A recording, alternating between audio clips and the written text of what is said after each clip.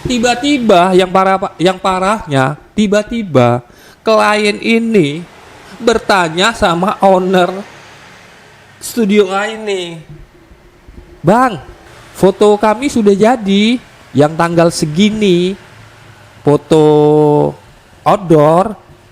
Nah, owner si studio A ini bingung kan? Emang Mbak mesen sama siapa? Mesen sama tim studio A loh, Mas ini. Nah, itu paling parah itu. You can see the riding on the pavement. Young kids, they're growing up in basements. Online, a whole new generation. I'ma make mine, so you better go take it. Yo, assalamualaikum, halo, ketemu lagi dengan Aka Lili Fotografi, kelas belajar untuk wedding photographer pemula. Gimana kabarnya teman-teman semua? Saya doakan semoga teman-teman semua sehat selalu dan yang pasti sukses selalu. Oke, untuk video kita kali ini, tapi sebelumnya terima kasih buat teman-teman yang sudah nulis pertanyaan, dan terima kasih juga buat teman-teman yang sudah mengirim super thanknya. Sekali lagi terima kasih. Semoga ini menjadi support buat kami untuk mengembangkan channel ini lagi, khususnya bermanfaat bagi wedding photographer pemula. Nah, ketika wedding photographer pemula itu sudah menguasai ilmu dari seputaran wedding fotografi atau teknik fotografi, nah ada satu pertanyaan, "Bang, apakah boleh saya membuat brand sendiri, atau yang selama ini saya ikut kerja sama orang, atau saya statusnya sebagai karyawan, atau statusnya saya sebagai freelance, apakah boleh saya membuat brand sendiri atau vendor sendiri?" Nah, kira-kira jawabannya apa nih? Kalau jawabannya boleh. Nah, yang jadi permasalahan sering terjadi dari cerita teman, dari pengalaman pribadi itu, yang sering terjadi itu atau yang tidak boleh itu setelah teman-teman membuat brand baru atau brand sendiri. Nah, yang pertama-tama teman-teman harus lakukan, terus terang ataupun permisi, misalnya teman-teman menjadi karyawan rumah atau karyawan tetap. Nah, itu kalau bisa, wajib teman-teman permisi, ngomong bener-bener ke atasannya atau ke bos studio teman-teman, ngomong baik-baik. Nah, gitu. Nah, jangan sampai kita keluar itu membawa masalah. Contohnya, jadi keluarnya itu tidak bagus. Misalnya pada saat kita menjadi karyawan, ada job yang masuk, ada klien atau ada orang yang bertanya sama kita, padahal klien itu taunya kita kan karyawannya studio kita, misalnya studio A. Jadi karena klien ini menghubungi temen langsung, temen kamu itu maksudnya karyawan. Nah, ibaratnya mau order job foto, jangan sampai teman-teman ambil orderannya itu. Nah, kebanyakan kasus jadi kliennya ini taunya brand A, karena kamu atau karyawan ini karyawannya brand A, maka klien ini menghubungi langsung. Kebetulan entah dapat nomor teleponnya dari siapa, nomor teman-teman atau karyawan ini. Nah, harusnya gimana? Ya harusnya job itu tetap dilimpahkan ke studio kita, tempat kita bekerja. Nah, itu jangan teman-teman ambil. Kebanyakan kasus seperti itu, klien hubungi kita, ternyata kita masih kerja di studio A, kita garap sendiri tanpa sepengetahuan owner dari studio A ini. Tiba-tiba yang parahnya, tiba-tiba klien ini bertanya sama owner studio A ini, "Bang, atau Mas, foto kami sudah jadi yang tanggal segini, foto outdoor. Nah, owner si studio A ini bingung kan? Emang Mbak mesen sama siapa? Mesen sama tim studio A loh, Mas ini. Nah, itu paling parah itu. Itu sudah ada kejadian seperti itu. Nah, jadi kan hubungan antara kita nih sebagai karyawan sama owner kita, bos kita, kan jadi nggak jelas. Akhirnya dipecat, akhirnya berpisah secara nggak jelas. Nah gitu. Jadi kalau bisa, kalau teman-teman itu masih statusnya karyawan dari studio A, kalau bisa job apapun yang berkaitan dengan foto itu limpahkan ke studio kita, yang tempat kita bekerja. Karena orang bertanya sama kita pun, ya karena kita kerja di studio A gitu. Jadi marketingnya itu studio A. Nah, sedangkan kalau teman-teman nanti sudah mempunyai brand sendiri, itu pun sebenarnya marketingnya masih jalan juga loh. Tapi karena teman-teman sudah permisi, sudah baik-baik ngomong sama owner, jadi itu udah nggak masalah, itu sudah bonus lah. Nah, tapi yang jelas teman-teman jangan lakukan hal ini. Hal apa lagi itu? Nah, kebanyakan setelah bisa, setelah pinter, setelah menguasai, setelah buka brand sendiri. Nah, kita yang dulunya karyawan sekarang punya brand sendiri, otomatis kita kan ini secara bisnis ini kan merupakan pesaing dari studio A yang mana dulu kita pernah bekerja di sana. Itu udah secara otomatis kalau dalam dunia bisnis. Nah, bagaimana persaingan ini bisa menjadi positif ataupun persaingan ini bisa menjadi negatif. Nah, kalau bisa menjadi negatif karena persaingan, nah kita karena merasa mampu, sudah hebat, sudah punya vendor brand sendiri, punya skill bagus, kita menjelek-jelekkan studio A yang dulu pernah kita bekerja di sana. Apalagi menjelek-jelekkan ownernya, itu tidak boleh. Nah, dengan harapan supaya kita mendapatkan job. Wah, itu lebih parah lagi itu.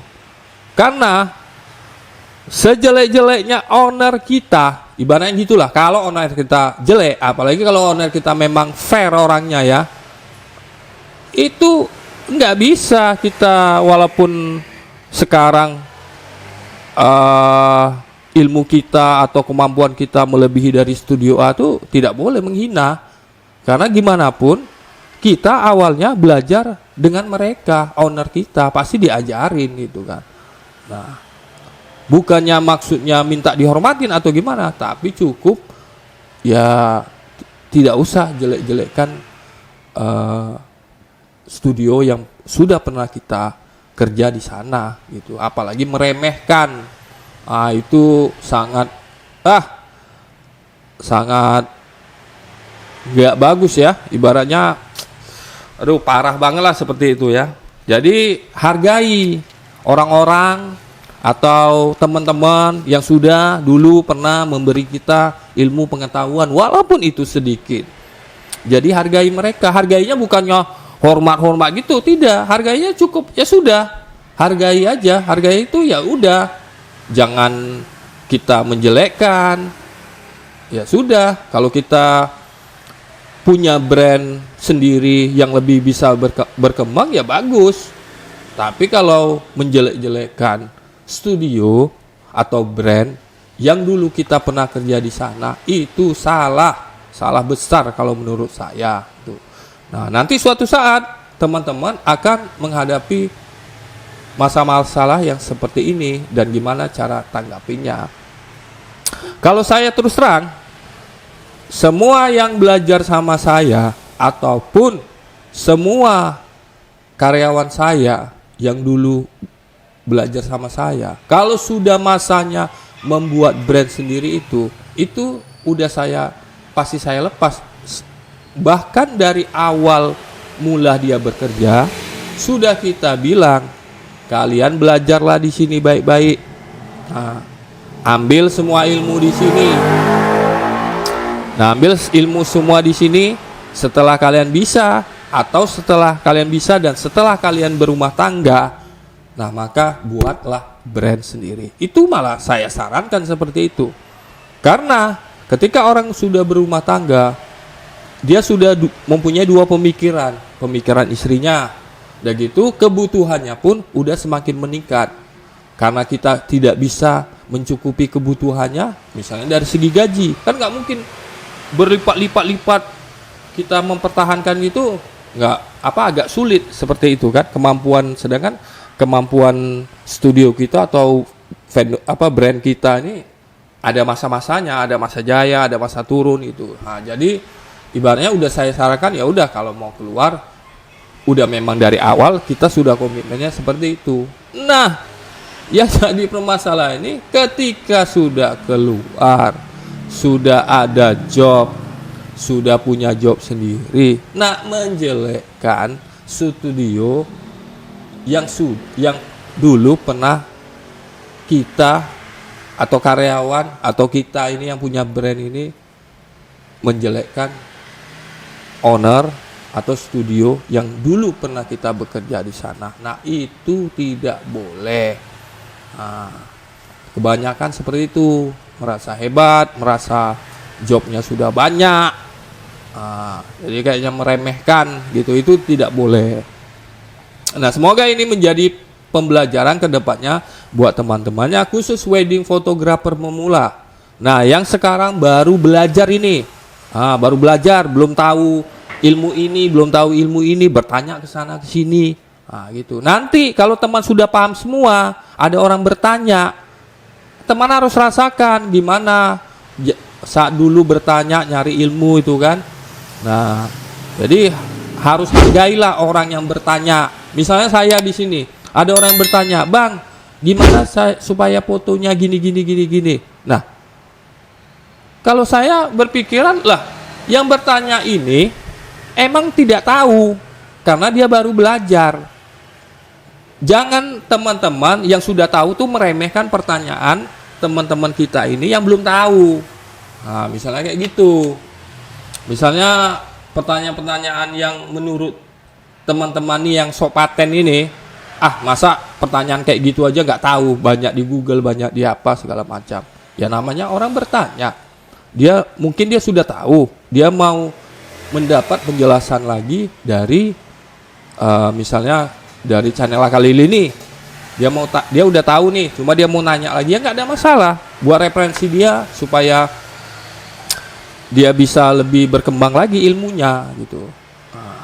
Jadi, sekarang bagi teman-teman yang sudah ngikutin channel Akalili ini, yang sudah pinter lah, ibaratnya udah khatam dengan ilmu-ilmu yang ada di Akalili ini, ya sudah, nggak usah. Maksudnya, ya sudah, kalian kembangin lagi, cari fotografer atau channel lain yang pembahasannya lebih tinggi dibandingkan ini. Nah, karena ini kita untuk wedding photographer pemula.